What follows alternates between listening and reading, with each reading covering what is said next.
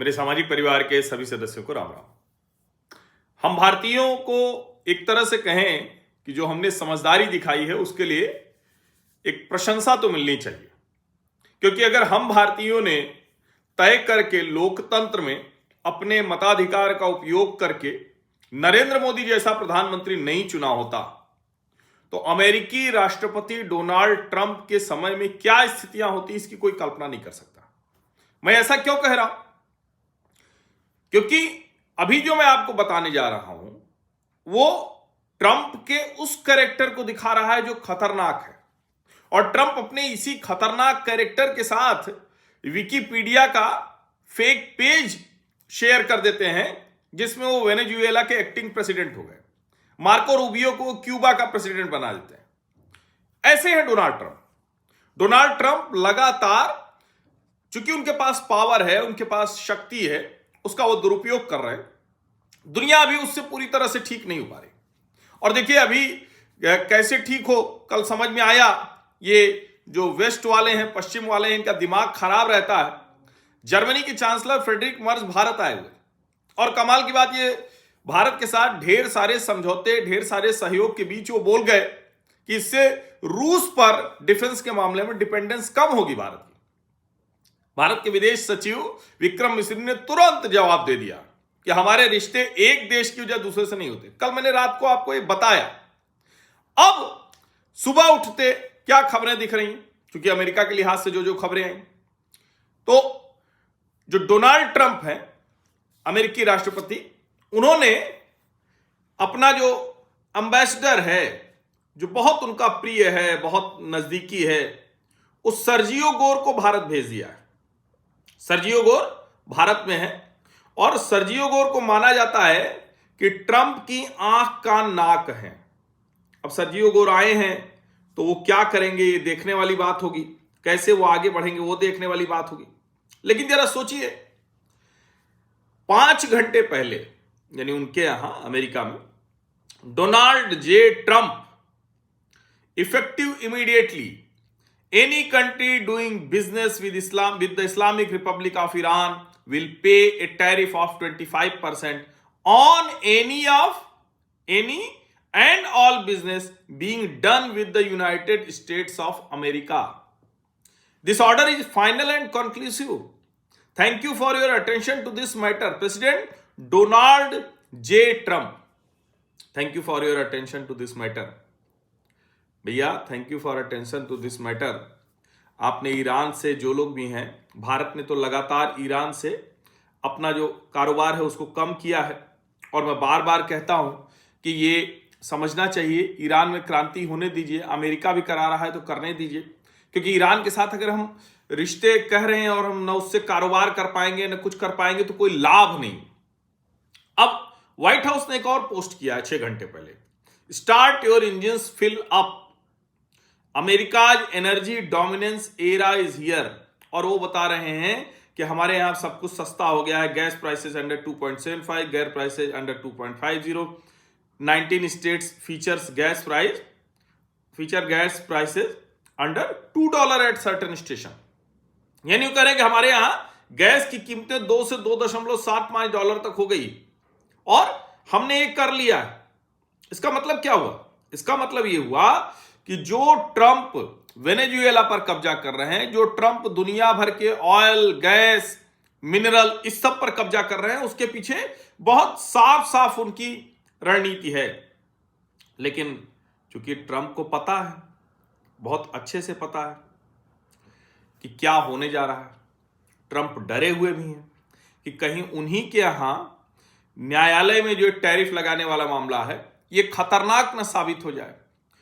उनका एक और पोस्ट है उनकी, the actual numbers that we have to pay back if for any reason the Supreme Court were to rule against the United States of America on tariffs would be many hundreds of billions of dollars, and that does not include the amount of payback that countries and companies would require for the investments they are making on building plants, factories and equipment for the purpose of being able to avoid the payment of tariffs.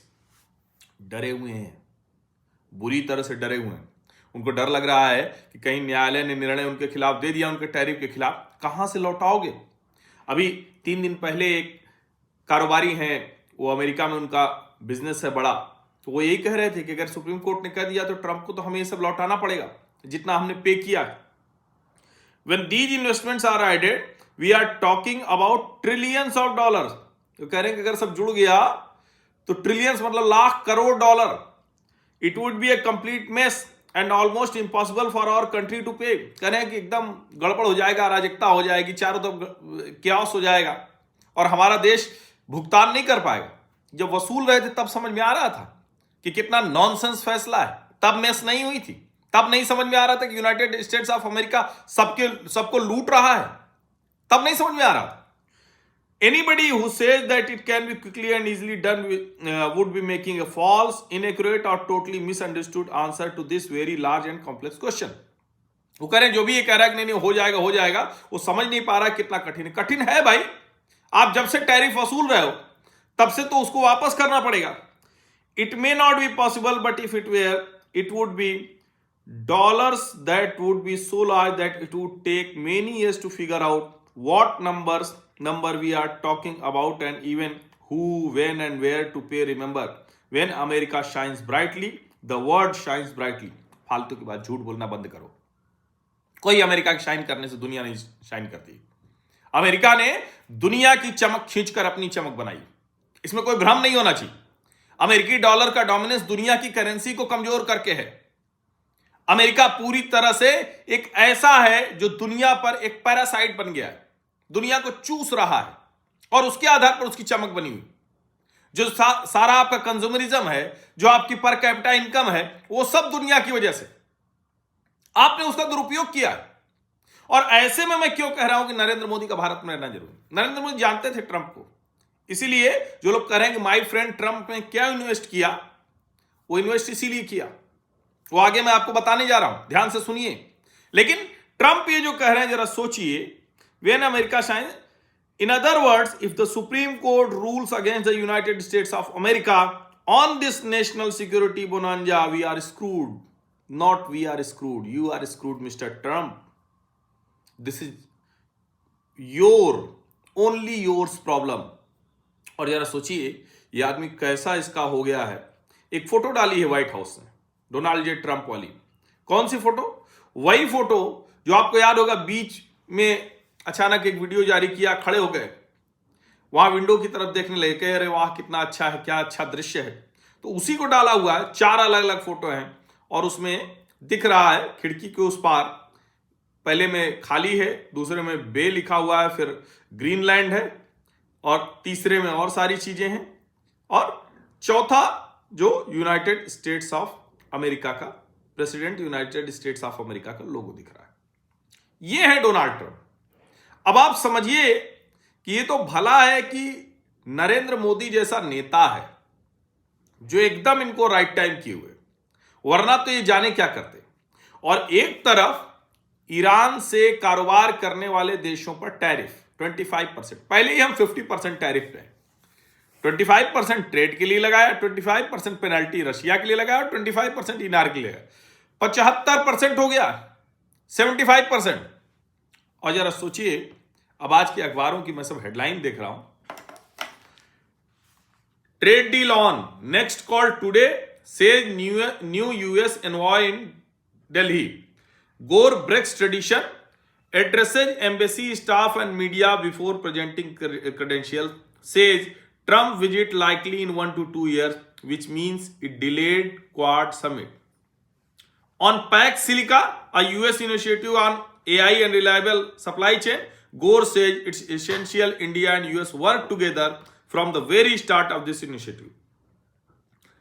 Remember, India is the world's largest nation by population, so it's not easy and not an easy task to get this trade deal across finish line, but we are determined to get there. करेंगे, किसी भी स्थिति में करेंगे। I am travelled all over the world with president Trump, sorry, वैसे ये भी ठीक ही है, जैसे वो वेनेजुएला के बन गए। And I can attest that his friendship with PM Modi is real. तो कह रहे हैं दोस्ती जो है वो एकदम सच्ची वाली है, अच्छी वाली है, ऐसा दोस्त भैया ना मिले। इकोनॉमिक टाइम्स लिख रहा है US resumes trade talks with real friend India. ये रियल पर बड़ा जोर है। No partner is more essential than India, यानी भारत से महत्वपूर्ण कोई नहीं है। दैनिक जागरण लिख रहा है अमेरिका के लिए भारत जैसा कोई नहीं, गोर। ठीक है, देखते हैं क्या कर लेंगे। अभी पैक्स सिलिका क्या है? पैक्स सिलिका यूएस लीडरशिप में है। एआई, क्रिटिकल मिनरल्स और टेक्निकल जो सप्लाई चेन होती है उस पर पूरी तरह से काम करता है। एआई और सेमीकंडक्टर की ग्लोबल सप्लाई करना है। अब सवाल यह है कि एक तरफ तो टैरिफ और दूसरी तरफ इस तरह की बातें। ये तो नरेंद्र मोदी की जो सरकार है उसमें जो लीडरशिप है वो इनसे झेल पा रही। मैं सर्जियो गोर की पोस्ट पढ़ता हूं। नमस्ते, today marks my first day at the US embassy in New Delhi.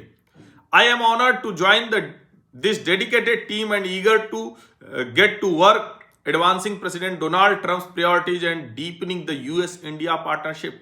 I could not be more optimistic about the days ahead for both of our nations under President Trump's leadership.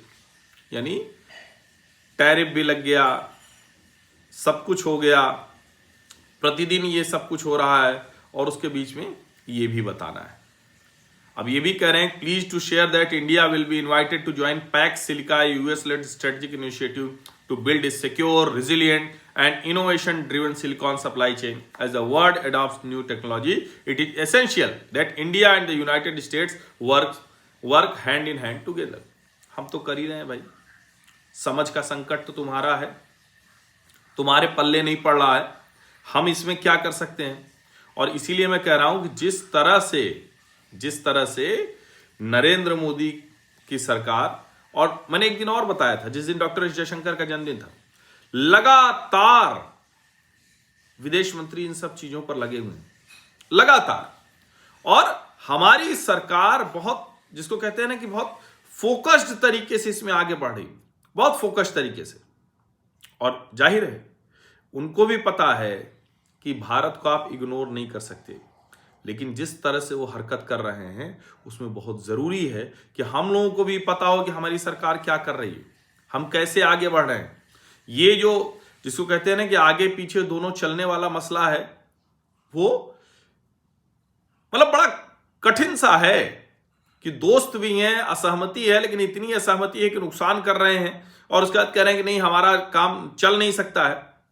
इसका सीधा सा मतलब हुआ कि नरेंद्र मोदी ने न तो माय फ्रेंड ट्रंप कहकर कोई गलत किया था, जो रणनीति थी वो बिल्कुल दुरुस्त थी।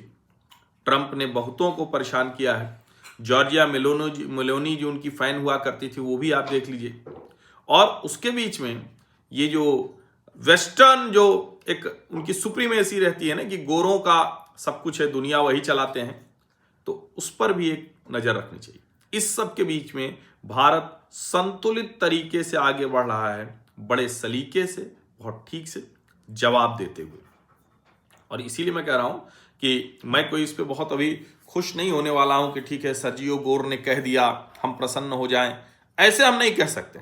हाँ, ये जरूर है कि सर्जियो गोर चूंकि एलन मस्क से भी ज्यादा ट्रंप के नजदीकी हैं, उनके नाक कान आंख हैं, तो ऐसे में वो भारत हैं, तो हम उम्मीद करते हैं कि वो कुछ बेहतर करेंगे। और जिस तरह से वो कह रहे हैं, लेकिन इसका मतलब ये कतई नहीं कि हम उनके बुलावे में आ जाएं, उनके भ्रम में आ जाएं। ये ट्रंप है भैया, ये ऐसे ही काम करेगा, हमें भी उसका जवाब इसी तरह से देना पड़ेगा और देंगे भी इसी तरह से।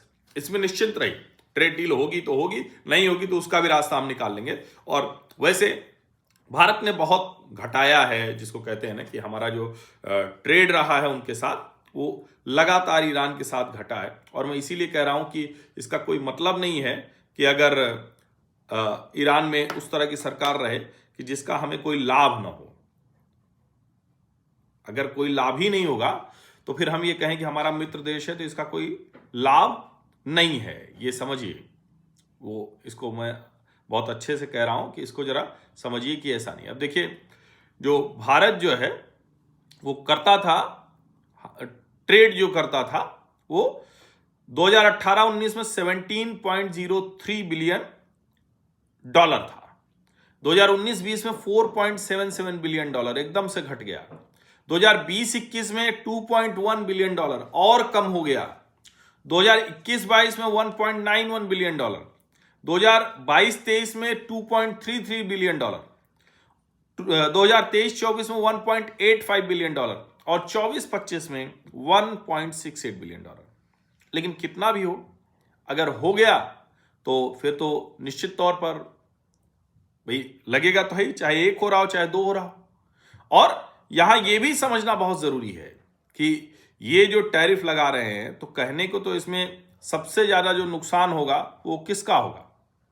चाइना का। चीन अभी 90% ईरानी तेल खरीदता है, बरसों से खरीद रहा है 90%। और मैं फिर कह रहा हूं, ये तो नहीं मिलना चाहिए किसी को भी, लेकिन ये जो ये यूएन में एम्बेसडर है माइक वॉल्ट्ज, उन्होंने लिखा हुआ है कि चीन जो है 90% खरीद रहा है।